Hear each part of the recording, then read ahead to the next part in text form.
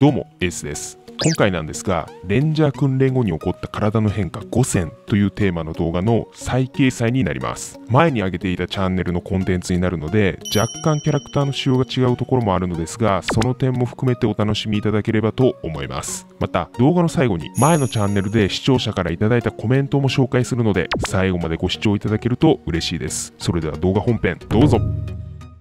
整骨院の先生が、君何したの？こんなの見たことない。どうも、エースです。今回なんですが、レンジャー訓練後に起こった体の変化5選というテーマでお伝えします。私、陸上自衛隊で9年間勤めた経験があり、その間に部隊レンジャーという訓練にも行かせてもらいました。このレンジャー訓練、まあそこそこきついんですよ。簡単に言うと、人間の肉体、精神の限界を見れる訓練って感じなんですが、詳しくは私の過去の動画を見てみてください。そんなレンジャー訓練は約3ヶ月ほどあるんですが、終わった後も尾を引いて結構きついことがあるんですよね。今回は私が経験したレンジャー訓練後に起こった体の変化を5つ紹介したいと思います。このチャンネルでは自衛隊に関する動画を配信しているので、チャンネル登録よろしくお願いします。それでは早速いってみましょう。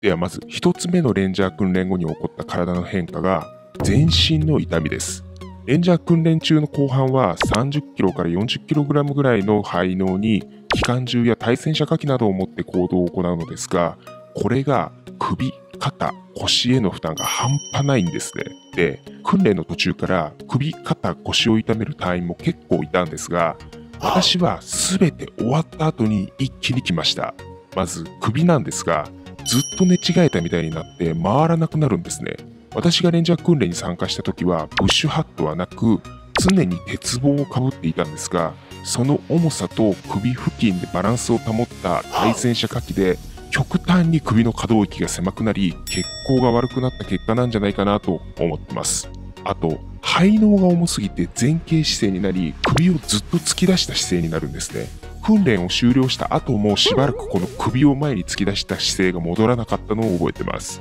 肩も同様で背嚢のバランスが悪かったりすると肩紐が食い込んで血行が悪くなりガッチガチになってました。また隊員の中には血行不良からか手がドラえもんみたいにパンパンに張り上がって肩から下が動かせない人もいました。私がいた部隊では通称ザック症って呼んでましたね。腰については私は一番悩まされた箇所でした。訓練を終了した後は力が入らないくらい腰が弱っていてガチガチに固まっているのに合わせてずっと熱を持ってるんですね。暑いんですよ。で、レンジャー訓練が終わった後に短い休暇をもらえたので、その時に整骨院に行ったんですが、整骨院の先生が君何したの？こんなの見たことないって興奮するぐらい面白いことになってました。結局どうすることもできないんで、湿布貼って冷やしてコルセット巻いて安静にするくらいしかできなかったです。これらの体の痛みは2週間から1ヶ月ほど経つと綺麗になくなった気はするんですが、中には古傷として残ってしまった隊員もいるかもしれません。一生付き合う系の怪我をしてしまうと、その後の自衛隊生活に支障が出てしまうので注意ですね。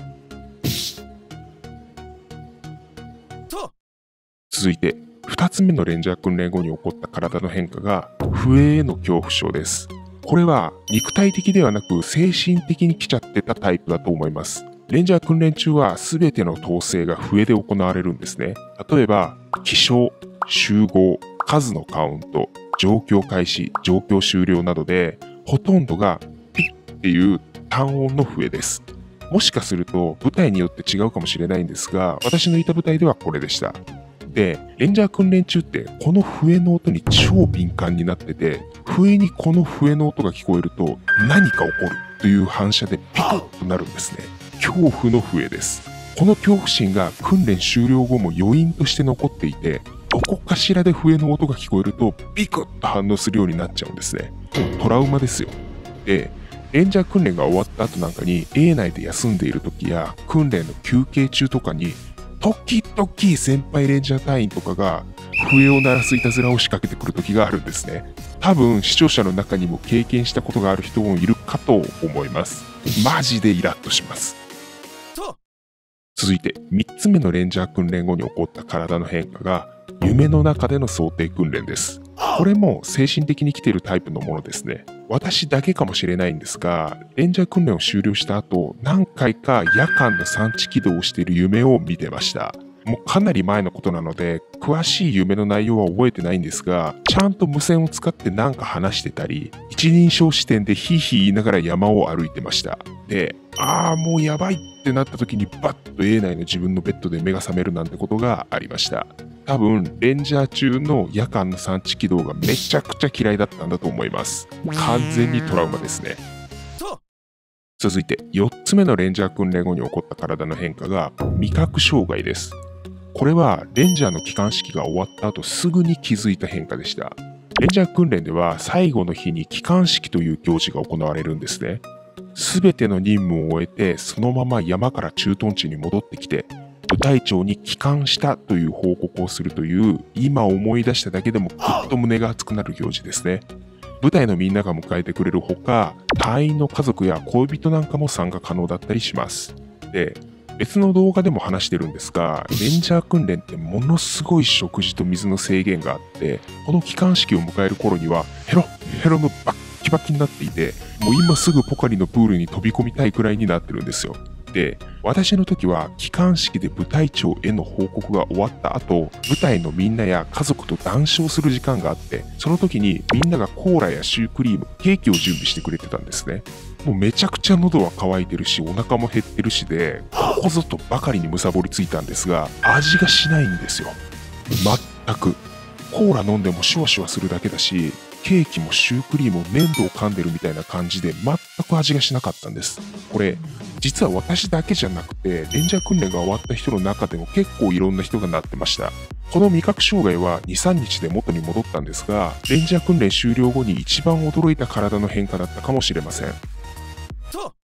続いて5つ目のレンジャー訓練後に起こった体の変化が満腹中枢の破壊です。先ほども少し出たんですが、レンジャー訓練ではものすごい食事制限があるんですね。で、訓練の途中からこの満腹中枢がバグり始めて、どんだけ食べてもお腹いっぱいにならなくなってくるんですね。完全に異常です。訓練の後半頃の話なんですが、体重65キロくらいで2夜3日の想定訓練に行くと、体重が3から5キロくらい痩せて戻ってくるんですね。で、想定と想定の間に休息期間があって次の想定訓練に備えるのですが、その間に減った体重分が戻るくらいの食事をとるんですよ。というか食欲が止まらなくて取れちゃうんですよ。で、体重計に乗ると想定に行く前の体重に戻ってるんですよ。それも1日とか1日半で。当然全ての栄養が吸収されて脂肪として蓄えられてるとは思えないんですが、ここぞとばかりにアホみたいに食べるんで、休息期間中にみんなでお風呂に行くとあばら骨は浮いて見えてるのに胃袋だけぽっこりしてて、だけどなぜか腹筋が割れているという謎の幼児体型になってるんですね。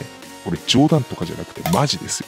で、レンジャー訓練の最後の想定は一番食事制限がかかってヘロヘロになっているので、全て終わった後はもうその食欲が爆発します。いくら食べてもお腹いっぱいにならないんですよ。中にはレンジャー訓練終了後1週間ほどの間にレンジャー開始前の体重からプラス5キロぐらい増えてる隊員もいました。完全に体に悪いです。ちなみに私はレンジャー訓練開始前の体重に戻ったくらいで自制したので、あまり増加はしませんでした。なんか風船みたいですよね。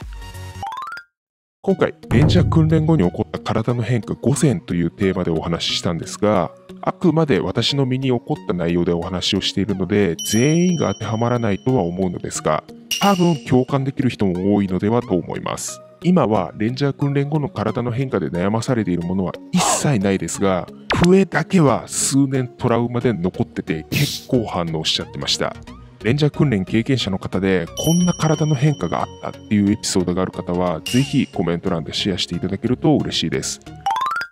はい、レンジャー訓練後に起こった体の変化5選いかがだったでしょうか。ここで視聴者からいただいたコメントを紹介すると、体の痛み、手足のしびれ、笛の恐怖症や夢に出てくるなど、やっぱ皆さん同じような経験をされてました。ただ味覚障害についてはあまりコメントではありませんでした。私がいた部隊だと結構多くの人がなってたんですが、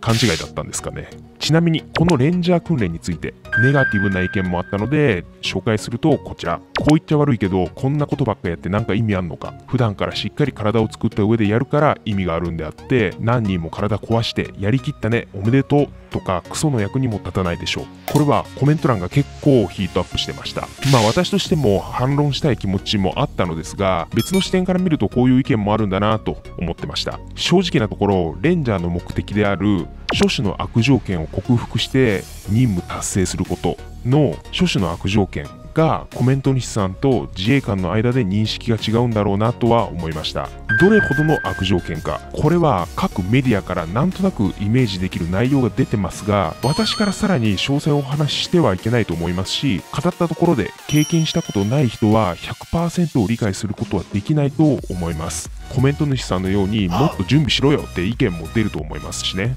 準備不足だって言われると本当それまでなんですが、レンジャーを経験された方々だったらこの意見はちょっと悔しいと思います。あと、やりきったねおめでとうではなく、本当はやっとレンジャーのスタートに立てたねなんですよね。はい、なんか愚痴っぽくなっちゃいましたが、この動画を作ったことは1ミリも後悔してませんし、現役の方はいろんな意見を聞いて切磋琢磨していただき、我々サポーターも可能な限り自衛官を支えていきたいと思っています。またレンジャー訓練に興味がある方もどしどしご質問をお寄せください。優しい先輩レンジャー隊員が回答してくれると思います。この動画に対する高評価、低評価、どちらでもいいのでクリックしてくれると嬉しいです。それでは本日はこれにて助教終了です。